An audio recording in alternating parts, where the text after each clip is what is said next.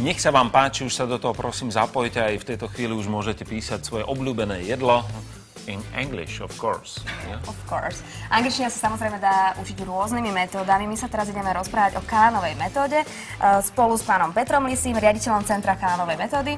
Dobré ráno. A takisto Juraj Világi, vedúci lektor tímu. Dobré ráno. Ahoj, dobré ráno. Taký ste vysmiatí teda, že to vy ste sa nejak rýchlejšie naučili po anglicky, alebo čo? Tá Kalanová metóda je taká perfektná? Tak pri tom ránom vstávaní musíme byť vysmiatí. Čo už nám zostáva? Čo nám ostáva. Takto skoro začíname deň. Pokiaľ ide o Kalanovú metódu, Kalanová metóda je najefektívnejšia výučba angličtiny. Hlavná zásada Kalanovej metódy spočíva v opakovaní. To znamená, že lektor sa dvakrát pýta tú istú otázku a študent je nútený teda reagovať a je povinný raz odpovedať na každú otázku. To je takéto opakujte po svojom učiteľi? Jedine po učiteľovi, áno, to znamená, že musí odpovedať, ten lektor ťahá tú otázku, teda tú odpoveď z toho študenta a keď nevie, tak musí hneď vyvolať niekoho daného, ďalšieho. Ono sa zvykne hovoriť, že Kalanovou metódou sa človek naučí 4-krát rýchlejšie angličtinu. Je to pravda? Je to vôbec možné? Je to možné. V podstate ide o to, že 4-krát rýchlejšie znamená v praxi to, že potrebujete 4-krát menej hodín. Jednoducho v rámci Kalanovej metódy máme veľmi presnú štruktúru. To znamená, že keď bola táto metóda vyvíjaná, tak sa jednoducho rozhodlo, čo je veľmi dôležité a čo už trošku menej. A v podstate sa veľmi príjemným spôsobom učí aj tá gramatika. Takže viac menej človek pochopí rýchlejšie a tým pádom nepotrebuje naozaj toľko hodín. V podstate jedná sa asi o 350 hodín, čo sa týka štandard. 350 hodín, to znamená 4 akademické roky, aby sme dosiahli teda ten prvý cambridgeský certifikát normálnou metódou. U tej Kalanovej metódy.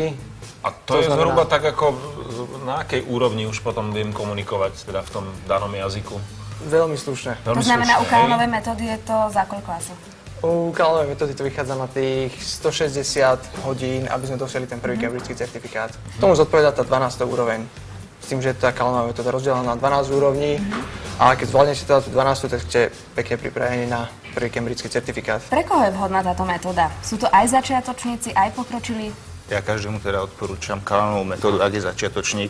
To znamená, ten ideálny model je, že začnete Kalanovou metódou, potom po nejakom čase postúpite do konverzačných tém a na konci celého tohto procesu by mal byť nejaký jazykový pobyt v zahraničí.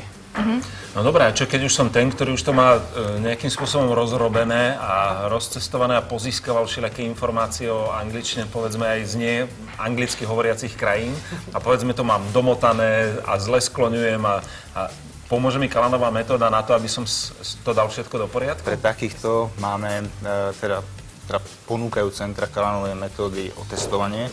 To znamená, že lektori si otestujú vašu úroveň a následne ja im poviem potom, budem im hovoriť. Tým, o ktorých hovorím. A následne ste zaradení do tej úrovne, ako spomínal kolega.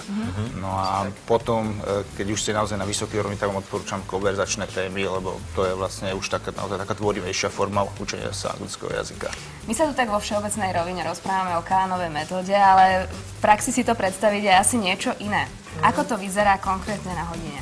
Tak na hodine, ako som už spomínal, tá hlavná filozofia Kalanovej metódy je opakovanie. To znamená, učiteľ dvakrát opakuje tú istú otázku a núti toho študenta, aby tú odpoveď mu dal. Ak nevie, tak vyvoláva ďalšieho.